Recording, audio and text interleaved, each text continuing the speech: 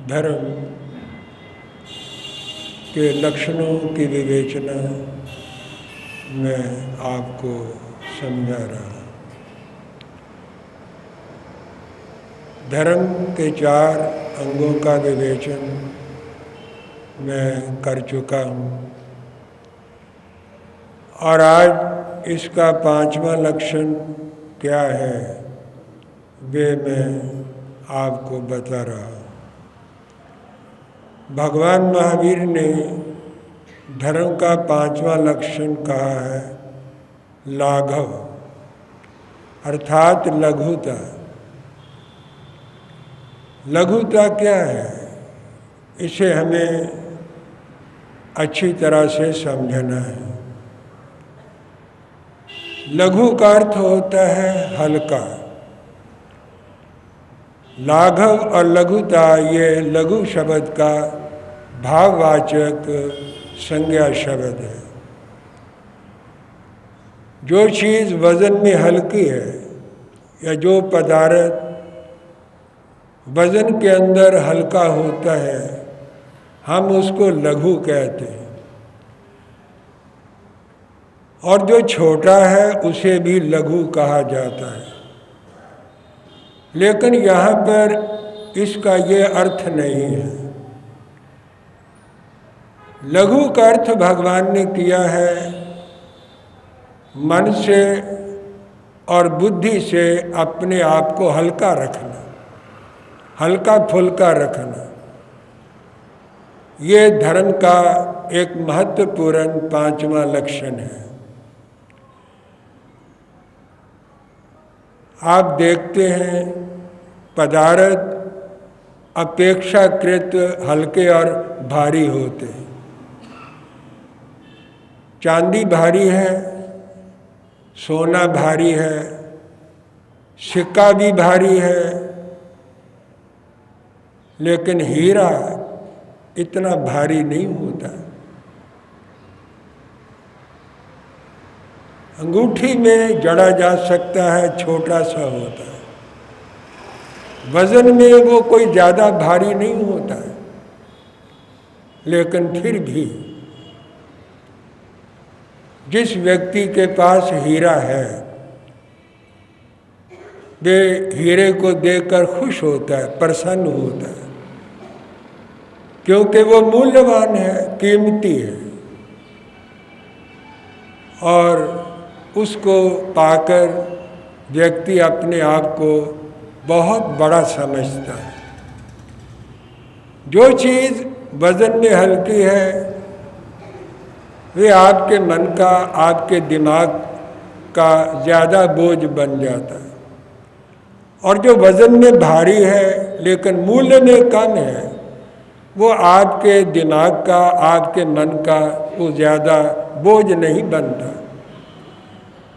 हीरा गुम ना हो जाए, कोई उठा ना ले, कोई ले ना जाए, कहीं हीरा गिर ना जाए, हीरे की अंगूठी पर किसी की नज़र ना पड़ जाए, ये चिंता ये हर वक्त व्यक्ति के दिमाग के अंदर बनी रहती।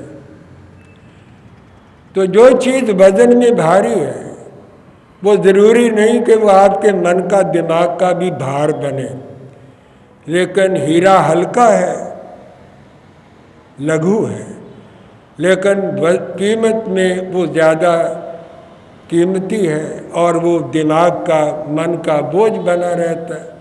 वो परिग्रह है, वो आपकी आसक्ति है, वो मूर्छा है, वो ममता है, वो मोह है। जिस चीज़ का आपको मोह रहता है वो आपके मन का, आपके दिमाग का वो बोझ बना रहता है, भार बना रहता है। 1,00,000 रुपए का लहंगा है, शरीर का श्रृंगार है, अच्छा लगता है, लेकिन उसका मन के अंदर ख्याल बना रहता है ये फट ना जाए, ये खराब ना हो जाए, और ये उठा करके कोई ले ना जाए, आप उसकी रक्षा करने में लगे रहते। शरीर का श्रृंगार है लेकिन मन का विकार है, दिमाग का वो भार है, मन का भार है। भगवान महावीर ने कहा ये परिग्रह है, यही परिग्रह है। जो परिग्रह है वो व्यक्ति को हल्का फुल्का वो बनने नहीं देता।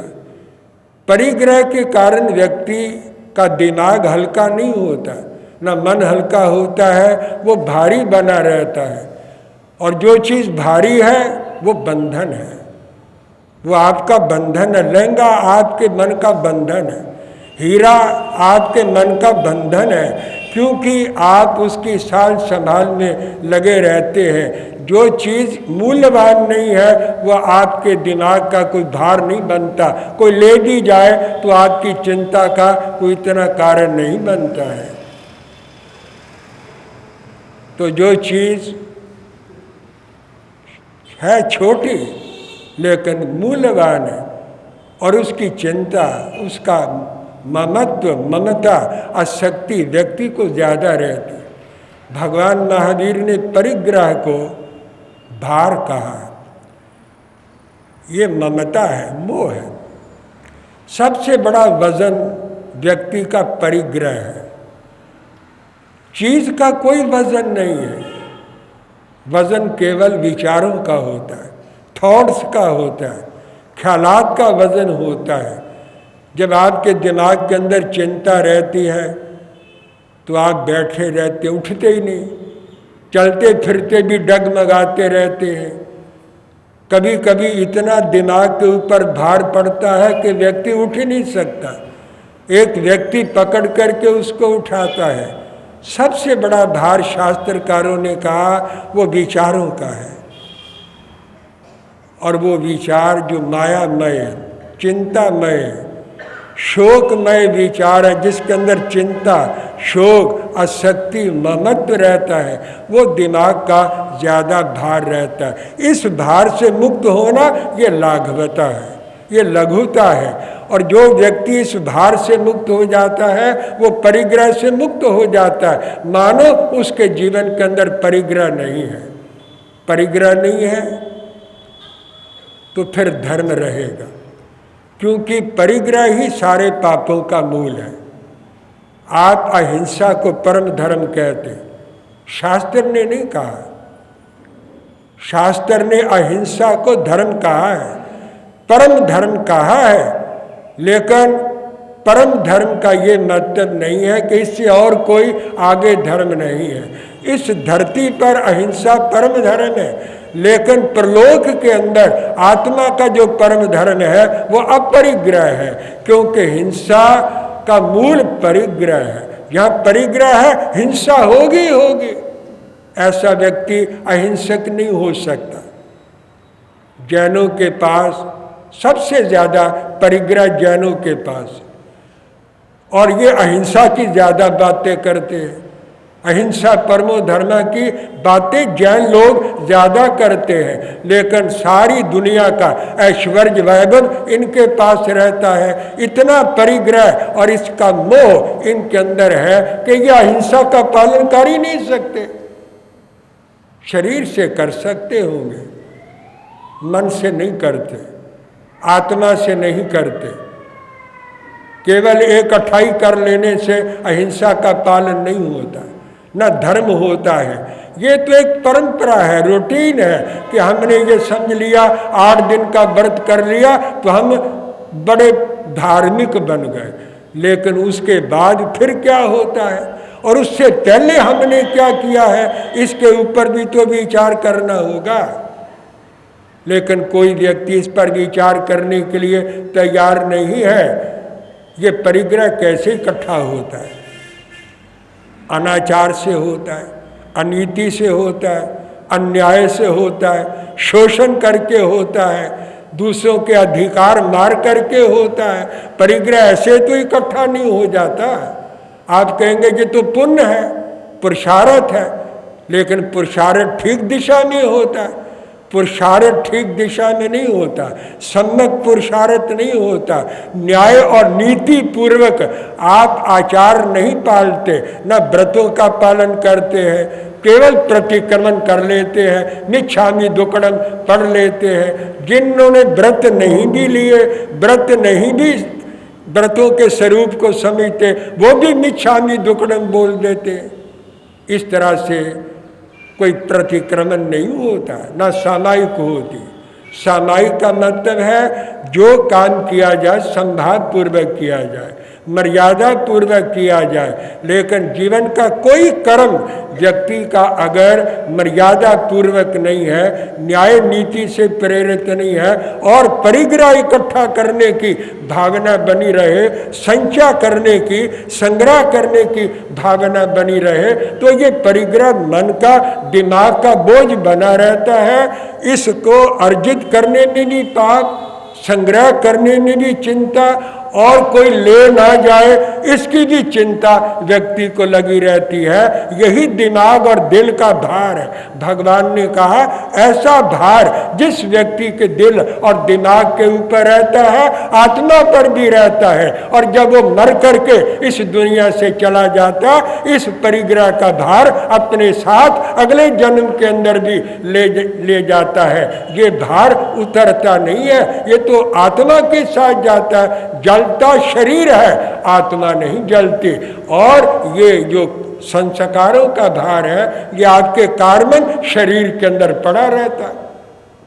इसी के आधार पर अगला जन्म होता है। तो इसको भगवान महावीर ने अधर्म कहा। इसको उतार दिया जाए तो ये लाघवता है, लघुता है। ये धर्म का पांचवा अंग है और सबसे कठिन है।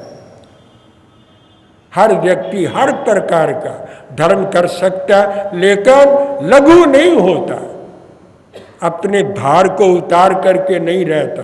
इसलिए ऐसा व्यक्ति धर्म का आचरण नहीं कर सकता। प्रश्न व्याकरण सूत्र में भगवान महावीर ने परिग्रह के बारे में कहा है। परिग्रह क्या है? ग्रह का मतलब पकड़ना।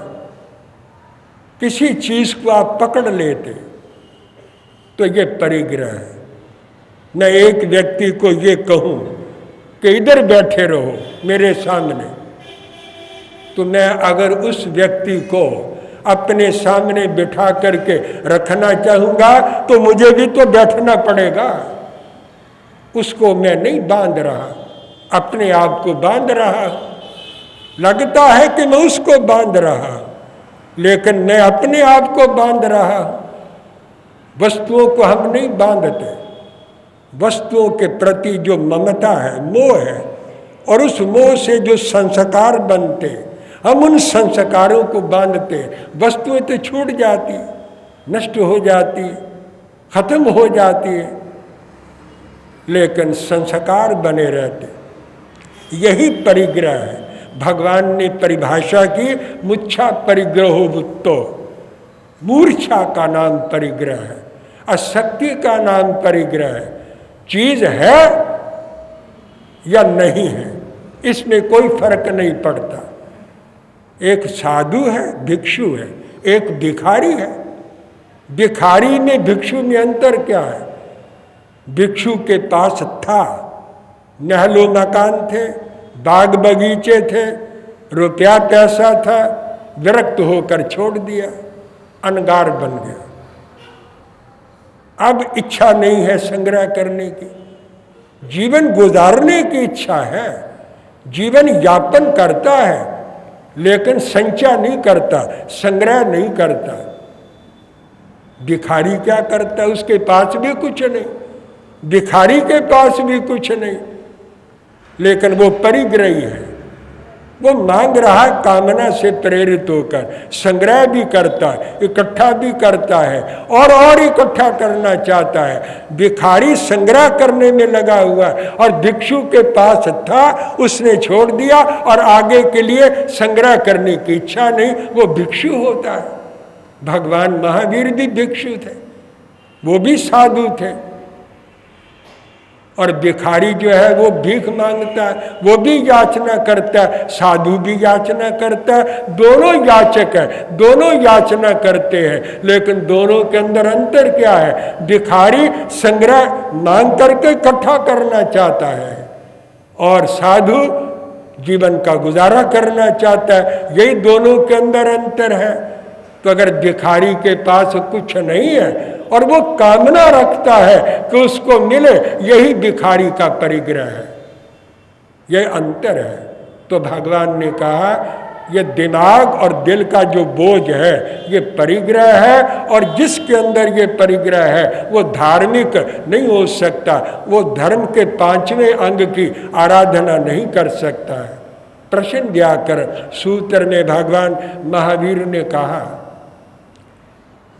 लोभ कली कसाय महखंदो चिंता सय निचय विपल साल। ये परिग्रह क्या है? इसके अंदर 3 दोष लगे रहते। लोभ परिग्रह के साथ लगा रहता, कली कलेश लगा रहता, और कषाय इसके साथ लगे रहते। लोभ के कारण व्यक्ति, इस परिग्रह के कारण लोभ करता है, और क्लेश परिग्रह के लिए होते। भाई भाई में क्लेश, बहन भाई में क्लेश, माता और पुत्र ने, पिता पुत्र ने क्लेश, पति और पत्नी के अंदर क्लेश। ये जो क्लेश होते हैं पार्टनर्स बन जाते हैं, जिस वक्त फायदा लाभ होने लगता है तो फिर क्लेश पैदा हो जाता है, फिर खटपट हो जाती है। फिर क्या होता है? ये क्लेश कौन पैदा करता है? परिग्रह पैदा करता है। इसके साथ कषाय भी है, क्रोध भी आएगा, कोई अन्याय करेगा क्रोध आएगा। छल कपट भी व्यक्ति परिग्रह के लिए करता है, और अहंकार पैदा हो जाता है। चीजें ज्यादा बढ़ गई, अहंग हो गया, अहंकार हो गया, अभिमान हो गया, और लोभ तो इसके साथ लगा ही रहता है। चारों के चारों कषाय परिग्रह के साथ लगे रहते हैं। ये अगर परिग्रह एक वृक्ष है तो ये लोभ, क्लेश और कषाय ये उसके तने हैं, और शाखाएं क्या है? चिंता सय वियल सालो, सैकड़ों प्रकार की चिंताएं इस परिग्रह रूपी वृक्ष की शाखाएं और प्रशाखाएं हैं। जैसे बट वृक्ष की बहुत टहनियां होती हैं और उसका फैलाव बहुत बड़ा होता है, इसी तरह इस परिग्रह रूपी वृक्ष का बहुत ज्यादा फैलाव है। इतना फैलाव है कि देवलोक तक इसका फैलाव है, इस धरती तक नहीं।